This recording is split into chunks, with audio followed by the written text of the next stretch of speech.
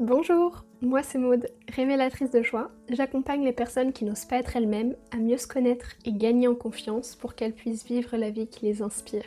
Et dans cette vidéo, je vais te parler de l'égoïsme. Qu'est-ce que ça veut vraiment dire? Et comment sortir aussi de la culpabilité associée à la définition qu'on lui donne couramment. Puis après avoir pris un peu de recul sur ça, comment alors servir ce qui est vraiment important pour soi tout en apportant à ce monde? Premièrement, qu'est-ce que l'égoïsme? Et sortir de la culpabilité. Pour commencer, en général, et si je reprends la définition du Larousse par exemple, l'égoïsme est défini comme un attachement excessif porté à soi-même et ses intérêts au mépris des intérêts des autres. En tout cas, ce qui ressort, c'est de se considérer soi et ses intérêts en premier, parfois au détriment de ceux des autres. Pourtant, la subtilité fondamentale qu'il n'y a pas dans cette définition, c'est que on a plusieurs niveaux d'intérêt. Très concrètement, un exemple qui montre nos intérêts multiples, c'est que je peux manger pour me nourrir par exemple physiquement, mais je peux aussi manger parce que ça me rassure, et je peux manger des aliments de différentes qualités aussi qui nourrissent mon corps, mais qui peuvent aussi me nourrir dans mes valeurs par exemple. Et il y a aussi ma manière de manger qui peut nourrir différents intérêts aussi. Manger par exemple plus ou moins rapidement, manger en prenant aussi le temps de respirer, manger avec de la gratitude, manger avec d'autres personnes de manière plus conviviale, etc. Et là, il y a différents intérêts.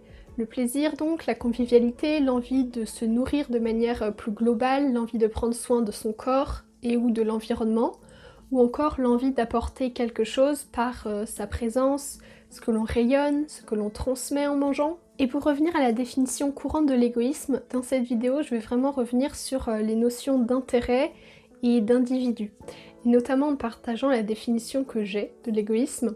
Et pour moi, il y en a plusieurs. La première, juste en fait servir ce que j'appelle son petit moi, sa personnalité, primairement et sans conscience, ce qu'on fait tous parfois. Et quand je dis sans conscience, c'est sans conscience globale, sans la conscience de faire partie d'un tout. Et pour moi, cet égoïsme est beaucoup plus lié à des peurs de manquer, de mourir, de perdre par exemple. C'est vraiment dans un sens plus primaire de survie. Et la deuxième définition, que j'appelle l'égoïsme sain, dans le sens où il est nécessaire de prendre en considération les besoins de sa personnalité, physiquement, émotionnellement, mentalement, car comme le dit le proverbe, prends soin de ton corps, ton âme y restera plus longtemps. Et en même temps, justement de prendre en considération sa personnalité, dans l'égoïsme sain, ça demande de la conscience de voir ce qu'on nourrit quand nous faisons en fait quelque chose, n'importe quoi. Et cela demande de la conscience pour... je parlais de peur tout de suite dans l'autre définition, et c'est justement la conscience, le recul de voir cette peur et le courage de la dépasser et de se choisir vraiment dans ce que l'on est, notre essence, choisir l'amour. Et si tu apprécies cette vidéo, je t'invite à mettre un j'aime juste en dessous et à partager en commentaire ce qu'elle t'aura permis de prendre conscience, d'approfondir, peut-être de déclencher aussi chez toi. Alors maintenant, comment servir ce qui est le plus important, nos valeurs hautes, et apporter à ce monde? Et en paraphrasant Krishnamurti, il disait une fois quelque chose qui m'a vraiment marqué, c'est « on fait tout par intérêt ». Et sur le coup, ça m'a fait réfléchir, et c'est drôle, je me rappelle même du moment. J'étais en train d'équeuter des haricots pour l'anecdote. Et donc, en l'écoutant dire ça, que l'on fait tout par intérêt, ça m'a vraiment permis de prendre du recul sur ma manière de percevoir et de vivre les choses. Si je prends un exemple, personnellement, par exemple, j'aime nettoyer, ranger, et aussi me sentir bien dans les endroits où je suis. Donc c'est assez naturel pour moi donc de nettoyer, de ranger, et ça me demande moins d'efforts par rapport à d'autres personnes. Parce que oui, clairement, c'est ici dans mon intérêt, et pour deux raisons importantes. J'aime ranger et j'aime être dans un endroit que je trouve vraiment agréable. Or, si je prends une situation qui se répétait avec une de mes sœurs, c'était drôle de voir que dans une même situation, c'était évident pour moi de nettoyer après avoir cuisiné, alors que pour ma sœur, ça ne l'était pas, et même ça l'ennuyait. Et ce qui était drôle pour moi, c'était de voir que pour ma mère c'était normal, la bonne chose à faire de ranger, et que du coup quand elle voyait ma sœur partir sans avoir nettoyé la cuisine, eh ben ça l'agaçait. Et au début j'avoue que moi aussi. Et à partir du moment où j'ai regardé justement cette situation avec le recul de ce que disait Krishnamurti, eh bien je me suis rendu compte que fondamentalement, que ce soit en fait moi ou ma sœur, à un certain niveau, on faisait la même chose. Servir ce qui est important pour nous. Servir notre propre intérêt en fait. Et avec cet exemple simple, c'était assez drôle de voir que la question de morale, de bien, de mal, elle change en regardant les choses de ce point de vue. Parce qu'alors, je trouve qu'on sort de celui qui fait mieux que l'autre et on revient à pourquoi je fais ce que je fais et en quoi c'est important pour moi ce que je fais. Et ce sont des questions pour s'aligner à soi et sortir de la culpabilité et autres que je t'invite vraiment à te poser d'ailleurs. Pourquoi je fais ce que je fais? Sous-entendu, qu'est-ce que je sers? De quoi j'ai envie en faisant ça? Et aussi, en quoi c'est important pour moi? Maintenant, pour aller un peu plus loin encore, après avoir entendu et compris une première partie de ce que voulait dire Krishnamurti, je me suis dit, donc comment je peux apporter à l'autre, au monde, tout en me servant consciemment?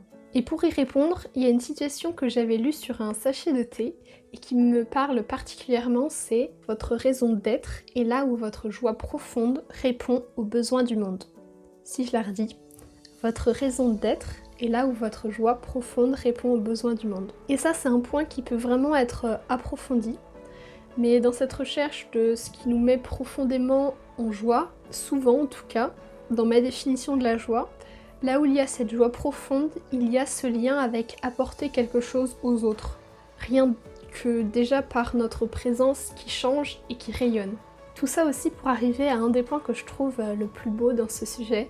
Si on revient par exemple à la définition courante qui considère que l'égoïsme c'est servir son propre intérêt, parfois au détriment des autres, ce qui est soit dit en passant parfois vraiment nécessaire, dans le sens de ne pas plaire parfois et de pas servir tous les intérêts des autres pour rester intègre avec soi.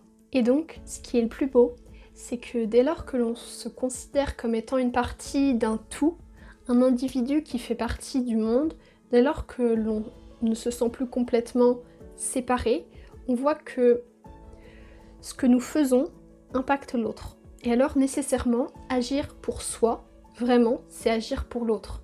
Et agir pour l'autre, c'est aussi agir pour soi. Les deux sont vraiment liés, en fait, avec cette conscience. Et pour finir et reprendre l'essentiel, il y a pour moi différentes définitions donc de l'égoïsme, juste servir ce que j'appelle son petit moi de manière plus primaire, et souvent par peur, versus l'égoïsme sain, prendre en considération ses besoins physiques, psychologiques, tout en mettant de la conscience sur ce que l'on nourrit quand on fait quelque chose. Ce qui rejoint que dans chaque action qu'on fait, on le fait dans notre intérêt. Par contre, on peut soit le faire pour servir les intérêts de sa personnalité uniquement, ou avoir une vision plus large et servir aussi son essence, le grand soi, servir l'amour et donc servir l'ensemble. Et la clé de tout ça, c'est la conscience et la joie que nous avons en agissant.